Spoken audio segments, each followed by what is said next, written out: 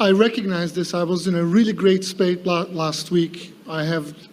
Having the best day of my life. And I said, and I can do that as often as I want. Let's milk that a little bit. I know I was there. I know pretty much how I got there. I can return to being there. It's a pretty stable place for me. All right, now we're ready. And I was milking it, and I outburstly said, this is the best day of my life. I recognize it where I am. I have this most expensive toy I ever bought for myself. And I said, it's one of those flying machines, drones, and I'm loving it. And I took it off, and I was admiring it, and I was like, oh, Esther and Abraham would be so proud of me. I am so happy right now. This is so great. And I saw my drone took off and crashed behind a building. I remember the story. I was crying, unbelievable, bawling crying. More so than when people die. True statement. Were you upset about the loss of your machine? Were you upset about the failure of your ability to keep it in the air? I was upset of how many times this has happened to me where I got what I wanted, it manifested, it was in my existence. All right, this is a vibration you'll want to keep practicing because that's a belief that you really hold. And so let's rework that belief just a little bit. So we want to ask you a really easy to answer question, but in this environment, you're going to hear it in a particularly good way. How do you learn to do anything? When you first began to walk, did you just get up and run away? No. Lots of mistakes falling along the path. So it's through, you find your balance through, so did you believe that you were ready to fly this? Yes. You've been flying other drones like this? No. This was the first one? No resistance, so I figure it should be just fine. But this is the thing that we really want you to understand. You're just going to love this. Drum roll, please.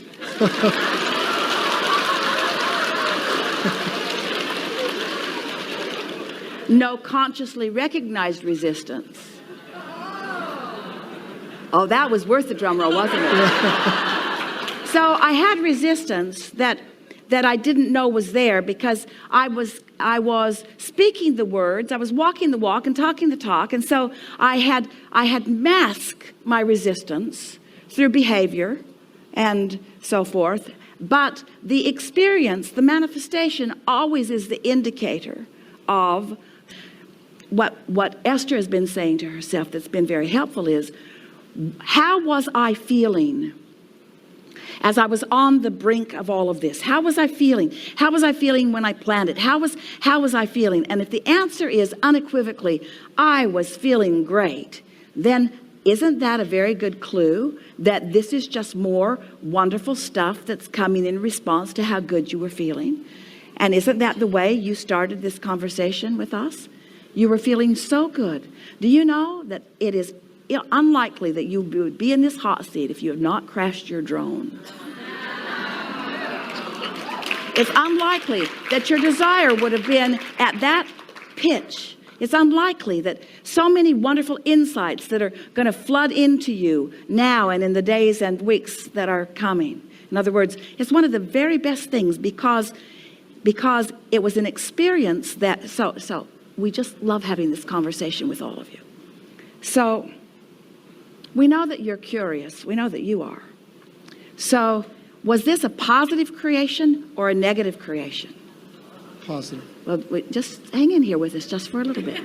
Is this a positive creation or a negative creation? He cried as if he had lost his best friend. In other words, was this a positive creation or a negative creation? Was this something that he did really good, or was this something that he did really bad? So if you're looking only at the outcome, it's the snapshot that you take of it. You get to decide how you play this out. You get to decide the story that you tell. And here's the part that we want you most to hear. The story that you tell about this is what sets you up for what's coming next and what's coming next and what's coming next and what's coming next and what's coming next. So if you're able to say, even with this broken airplane, things are always working out for me. if you're able to say that and mean that, then that's what that was all about. I certainly was saying that, but I wasn't meaning it. I mean, I was bawling and saying, there is no loss in the universe. I'm a student of Abraham, just bawling and controllable. Well, the universe doesn't hear what you say. The universe hears what you mean. So here's a snapshot where you're projecting a vibration because what you mean is, I didn't want this to happen. But when you stop and remember that you do want life to happen and that you do want variety to happen and you do want to get better and better at what you're doing. But there's a deeper point here. There's a deeper point than just getting good at flying the airplane. There's a deeper point than just keeping care of your possessions. There's a deeper point. And that deeper point is, and we so want all of you to get there and get there as soon as you can. We'll take our time through it. By the end of this week, you'll be there. This is where we want you to be. I never get it done. And I cannot get it wrong. I never get it done, and I cannot get it wrong. Do you want your desires to expand, or do you want them to hold where they are? You want them to expand. Can you hold them where they are? Is it even possible to hold them where they are?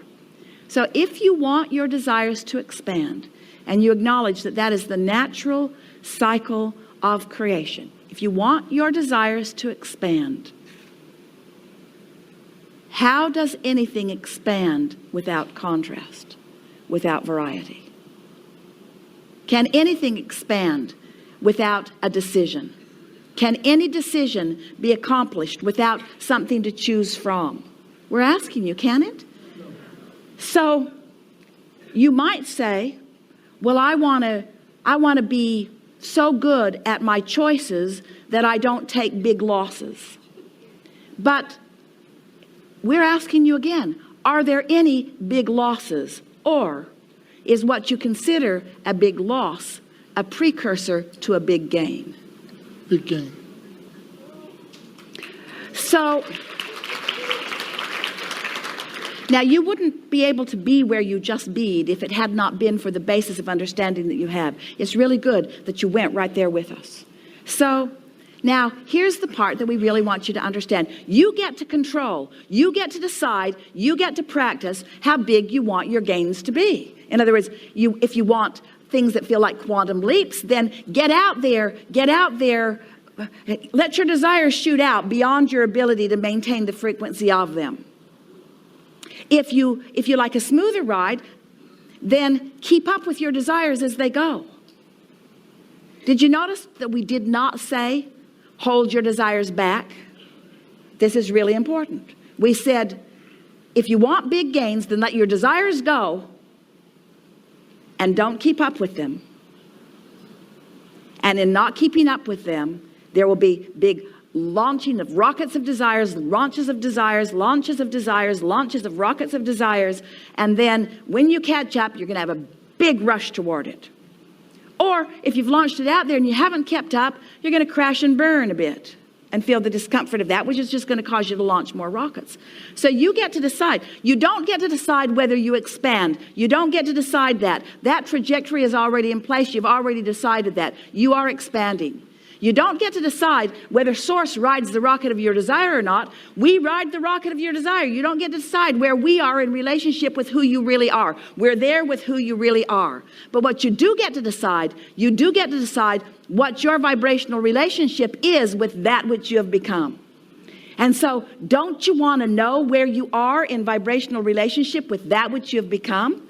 Don't you want there to be manifestational evidence that lets you know? And what is it that the evidence lets you know? This is the thing that we so want you to acknowledge. What did the evidence of that plane crashing let you know? I need more work. But say it better. This is why I'm here. I'd like a better way to manifest. I wasn't quite up to speed with my desire. I wasn't quite up to speed with my desire. Don't you love knowing that? I wasn't quite up to speed with my desire. Now say it better. I'm never going to be perfectly up to speed with my desires. I'm always going to be in the vicinity of my desires. I don't have to get it just right. I don't have to worry about what others are thinking about what I'm doing. I don't care if everybody knows that I crashed my plane. It doesn't matter that they know that I seemingly made a mistake. I don't believe I made a mistake. I believe I had a training exercise. I believe that I'm better at a training exercise in aviation, a training exercise in vibration.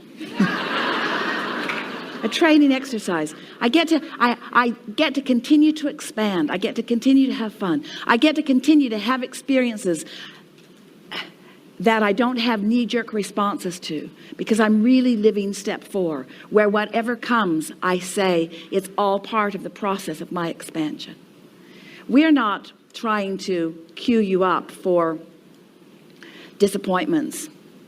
We're not, this isn't about trying to get you to be all right with things not working out exactly as you want them to be. This conversation is about helping you to prepare yourself for never-ending joyous expansion.